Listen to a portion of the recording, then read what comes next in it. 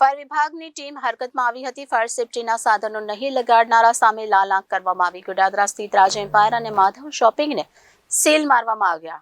અગાઉ ફાયર સેફટીના સાધનોને લઈ 3 વાર નોટિસ આપવામાં આવી હતી, છતાં ફાયરના સાધનો લગાડવામાં આવ્યા ન હતા। ફાયર વિભાગ દ્વારા છેલ્લા કેટલાક દિવસથી ફાયર સેફટીના મામલે તપાસનો ધમધમાટ શરૂ કરવામાં આવ્યો છે અને નિયમનું પાલન ન કરતા હોય તેવી બિલ્ડિંગોને સીલ મારવામાં આવી રહ્યા છે।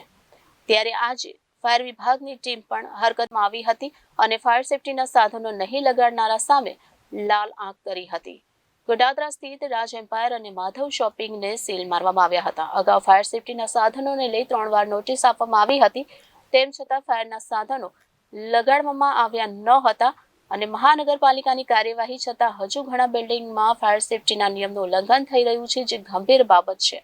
મહાનગરપાલિકાના ફાયર વિભાગ દ્વારા છેલ્લા કેટલાક દિવસથી ફાયર સેફટીના મામલે તપાસનો ધમધમાટ શરૂ કરવામાં આવ્યો છે અને નિયમનું પાલન ન કરતા હોય તેવી બિલ્ડિંગને સીલ મારવામાં આવી રહ્યા છે।